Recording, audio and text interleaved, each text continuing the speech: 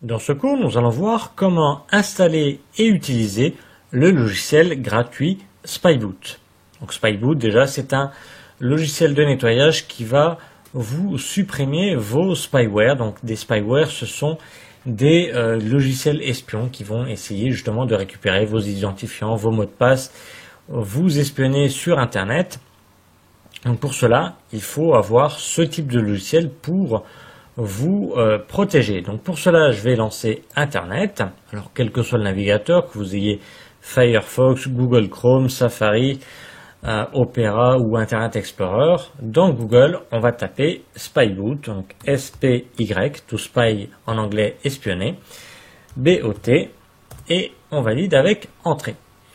Ici, on va prendre le premier site. Alors, dans mon cas, c'est le premier site. Vous aurez peut-être une publicité au début. Donc, s'il y a le mot annonce à côté, ne le prenez pas, c'est de la publicité. Donc, il faut bien prendre le site ici, safer-networking.org. Donc, Spyboot, ici, je clique dessus pour être sur la page d'accueil du site et nous allons le télécharger. Donc, on va cliquer sur téléchargement en haut. Et on va télécharger la version gratuite, donc c'est la version pour particuliers ici. Donc télécharger Spyboot, actuellement c'est la version 2.4, édition donc free, édition gratuite. Je clique dessus, je vais retomber sur une autre page et là j'ai plusieurs méthodes pour télécharger. Ici les premières versions vont être avec une version publicitaire et la deuxième version il n'y aura pas de publicité, donc je vais choisir un de ces trois là. Je clique sur le premier, donc download en français, c'est téléchargement. Ici, je peux faire un don à ce logiciel ou créateur du logiciel, ou sinon je peux directement télécharger. Ici, je vais recliquer sur download pour télécharger ce logiciel. Alors ici, j'utilise Firefox, donc il me propose d'enregistrer. Si vous utilisez Google Chrome en cliquant sur download, il va se télécharger en bas à gauche et une fois la fin du téléchargement, vous cliquez dessus pour l'installer.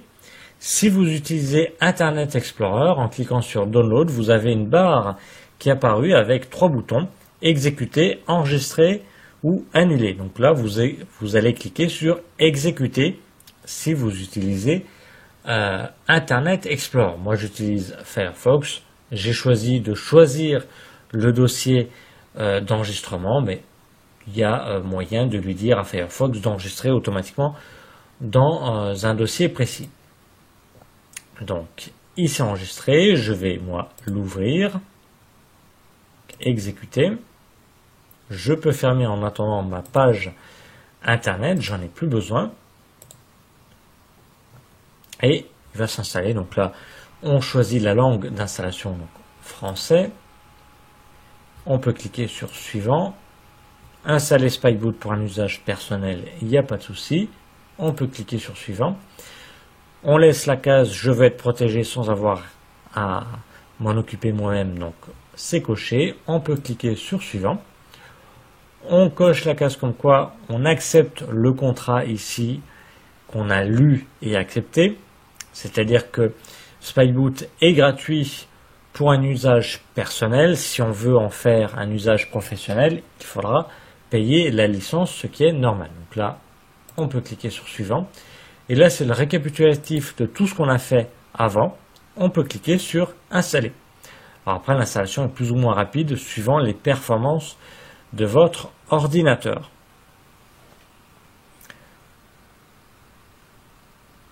Voilà, il nous a rajouté l'icône en raccourci sur le bureau.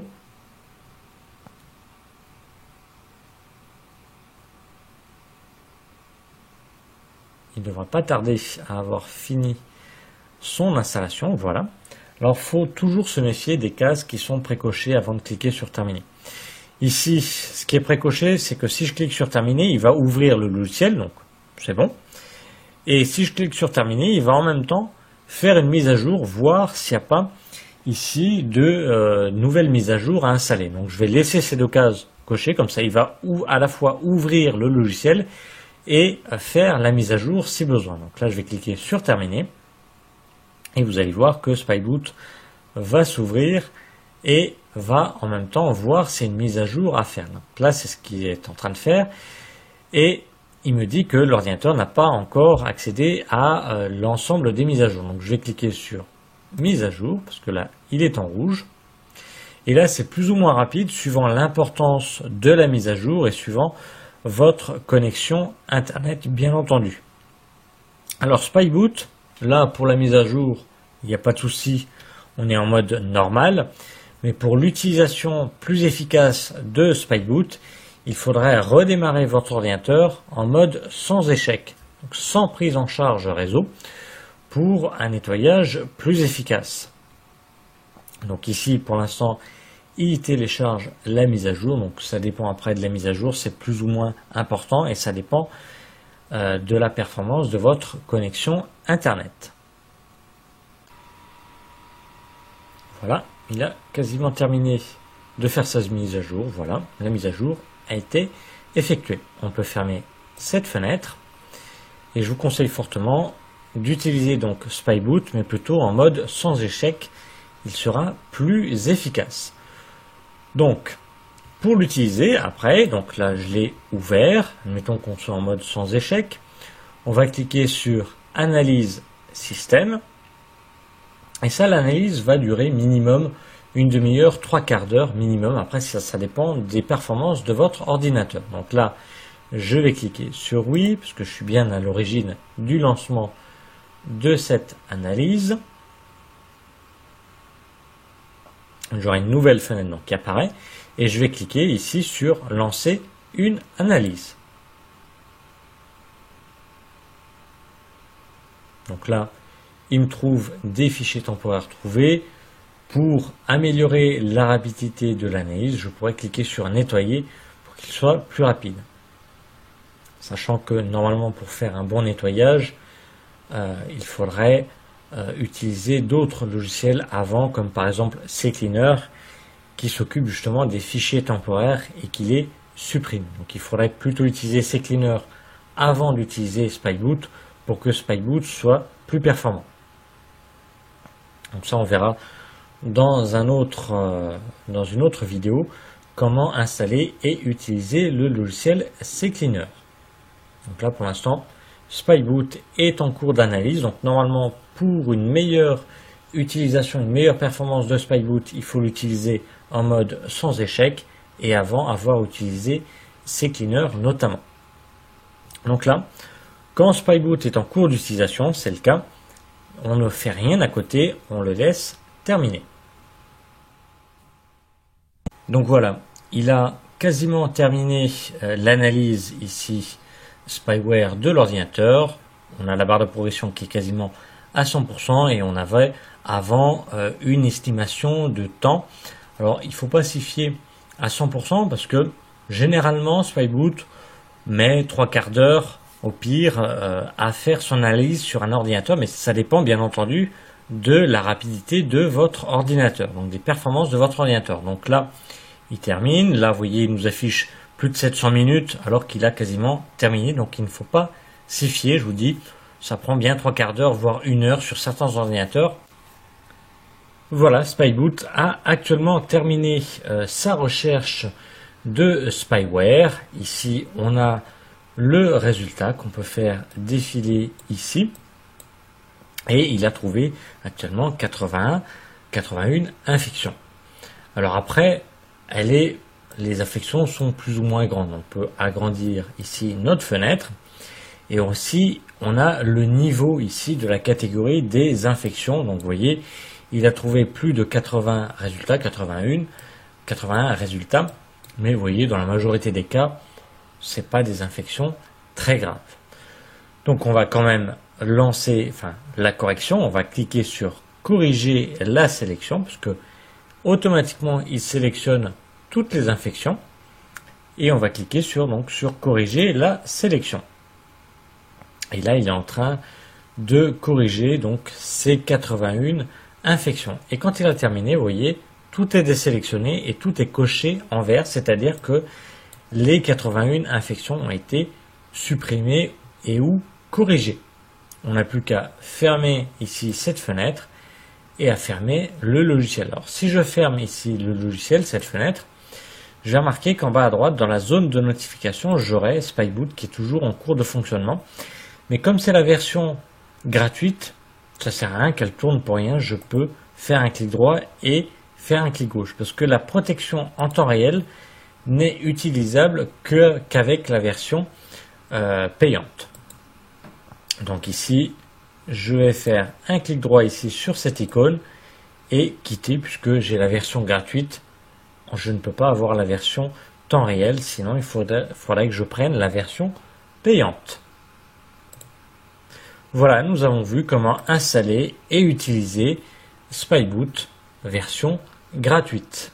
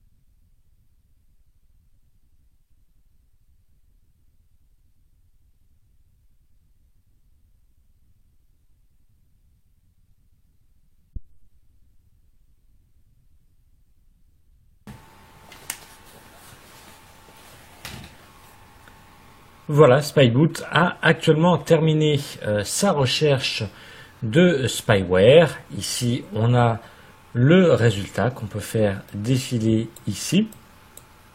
Et il a trouvé actuellement 81 infections. Alors après, les infections sont plus ou moins grandes. On peut agrandir ici notre fenêtre. Et aussi, on a le niveau ici de la catégorie des infections. Donc vous voyez, il a trouvé plus de 80 résultats, 81 résultats. Mais vous voyez, dans la majorité des cas, ce n'est pas des infections très graves. Donc on va quand même lancer la correction. On va cliquer sur corriger la sélection, parce que automatiquement, il sélectionne toutes les infections. Et on va cliquer sur corriger la sélection.